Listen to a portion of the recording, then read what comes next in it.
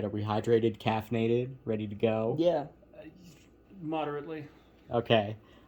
So I'm doing this podcast Mm-hmm. with my friends Morgan, say hi, Hi. and Britton. It was good. And essentially, we run an eBay site where we flip Lego sets and trade for minifigures and Can you whatnot. pause it real quick? And essentially, we just figured with all these Lego sets we had laying around that we could probably turn it into a little extra cash, and that's what we're doing. Yeah. What's the first question? So our first question is, how did you get the idea for your business? Well, I think we found there's a store kind of in the neighborhood that sells used sets, and we kind of had the idea from that where we realized there was kind of a big aftermarket for old Legos, and since we all kind of used to play with those as kids, we realized that we could kind of, take what we had and turn it into some extra cash. Yeah, I think just seeing all of the old sets I had lying around and just kind of appreciating in value is what gave me the idea to just kind of go further into this than the surface level.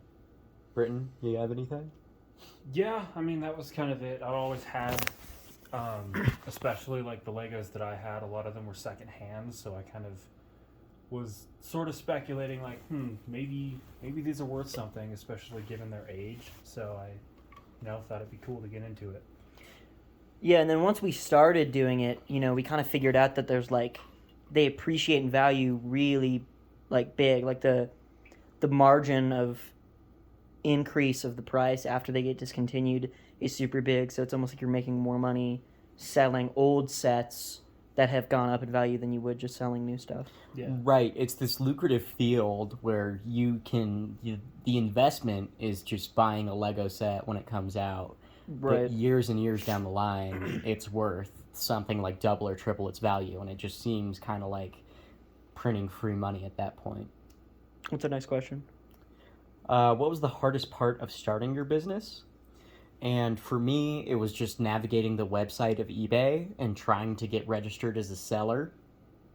Yeah, I think you did that. I wasn't really involved in that side. For me, it was like a lot of my stuff, because, we started out mostly just selling old Legos from when we were kids. Yeah.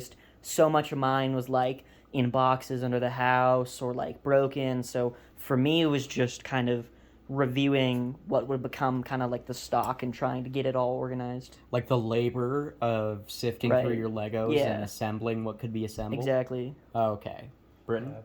For me, I kind of also had that problem. Like I mentioned before, like a lot of mine were secondhand and pretty old. So I didn't have a lot of sets that were complete enough to really be sold. Right. So I was kind of just dealing with a lot of random Sifting through it. extraneous Right. stuff rather than full things that were actually sellable at first. Yeah, that makes sense. And then honestly, kind of just organizing by value almost, figuring out Right. how much, because there's tons of websites where you can figure out how much average value is on old stuff. So then kind of trying to do all the math of deciding, how much has this gone up in value? What condition would I consider this? Yeah. How much do I want to Right. be making a profit on this thing? And so figuring out all the prices per thing was kind of also... Conditions are super subjective, and that's kind of tough because what's good Right. condition to me is perfect Could be condition different, for someone exactly. else. Mm-hmm. And I took really good care of my Legos as a kid, but sometimes I did not. I did not either. So, Yeah. But sometimes it's kind of hard to get in the game when you don't have these perfect quality sealed in box Exactly. sets. But we just kind of figured if we didn't ask for a non-reasonable price Right. and just sold what we had for what it was worth, that we could get in and kind of just get our foot in the door Yeah. and then reinvest Yeah, exactly. what we Yeah. made. All right, what's the... And, our third question is, how did you get the funds to start your business? we didn't... It kind of was It was kind of a low entry cost free, thing. basically, Yeah, because especially- since we were selling old stuff at first, Mm-hmm. it functionally was free. Because most of that we bought as kids or was given to us as gifts a long time Yeah. ago. So it was kind of almost like really low bar entry cost because it was just resale before we started buying doing new in box stuff. Yeah, Right. I guess the trade-off with that though is it took kind of a long time to get started because we were just Yeah. starting from comparatively pretty little with just Right. what we had. Yeah, like starting You know, fund wise, it was low, The but like reinvestment time. kind of like Yeah, exactly. ramped up over time as we Yeah. got more money and cooler stuff to sell and whatnot. Yeah, that's kind of how it went. But it was nice though. It still was nice because some people have to like especially if you like open a restaurant, Right. that's like Yeah. business license and like all that different stuff. But for us, it was kind of just like the resale market, especially when you first get in it, is just you start selling stuff, and then once you start turning profits, that kind of becomes the funds to start your business almost. Right. You know what I mean? Yeah. Like the early profit kind of you take and then use it as starter funds in a way. So that was really nice actually. So are you guys familiar with the concept of starting with a paperclip and trading your way up to a Ferrari? Yeah, I think they did that Yeah. bit on The Office. That's kind of where the Lego market is Yeah, at. it kind of is. Where you Sorta, start yeah. with all the stuff you owned prior, and then you trade and buy and kind of finagle your way into Right, getting until more eventually valuable you're stuff. doing like the big stuff for more money. Exactly. Yeah. Yeah. Okay, our fourth question is, what would you do differently if you could go back to when you started your business?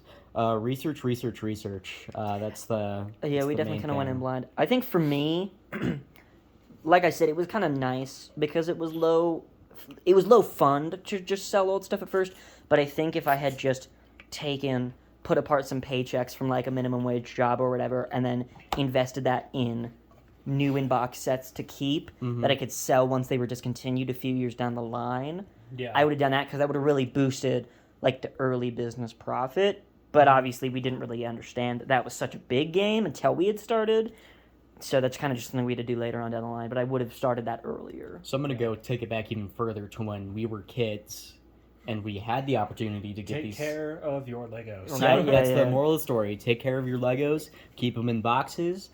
Hide them from dust and pets and whatnot. The bin. The bin. The The bin, bin that breaks takes all. Yeah.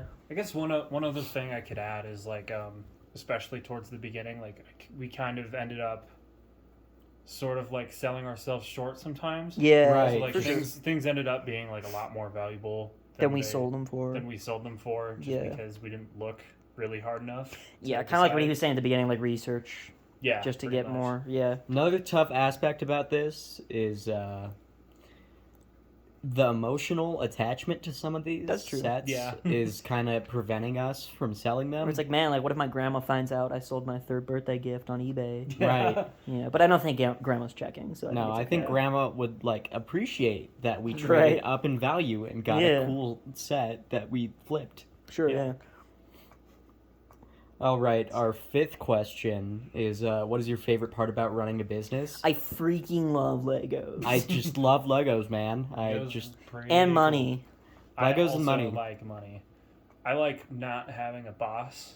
That's true. right. So I mean, these other two are kind of bosses because I can't just like do You whatever also- I want. We're all obviously, bosses. Yeah, to you each can't other just almost.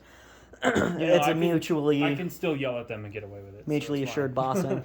Yeah, no, it's the freedom and just it's kind of fun because it's also kind of like the world, like Right. spending time. I'm not like checking people out at a Target. I'm actually like researching Lego sets, and figuring out like resale value. So it's kind of like I get to invest myself in a fun, culture that kind of brings me back to my childhood, which is really nice. Yeah. Right, and all these people that are passionate about Legos make it interesting. Like, there's characters Exactly. out there that really like clone troopers or Yeah. droids. Yeah. Or... we've made That one guy from like Quite a few Wisconsin friends, that was too. really into Ninjago. Right. Yeah. That we like- sold like those set. That was cool. He was a cool guy. I think we got to go back and talk to him. Yeah, we about- gotta email him. Yeah, But yeah, no. So it's like a really cool. it's just a niche little thing Yeah, it that is. we found. So I and- enjoy it. Plus, obviously, like we said at the beginning, money is nice. Yeah. I like getting money. All right, Quite lucrative. sixth question. What would you do if you've got an opportunity to make this business something more? Like if we could actually start a business like Bricks Like and a Minifix, store. like a Yeah, like that one in our physical store. neighborhood. Like that'd be Yeah. cool. That I would love to do Really like doing something like that, raise the too. money to do like a real in store. That we could really put our charm into the design. Either I feel. franchise something or just buy a space. Yeah, and right, that'd be cool. Rent it out. Yeah, rent out like a lot, and then Just do it for real. Yeah, that'd be really cool because I feel like that just it'd feel more real, feel Yeah. more physical.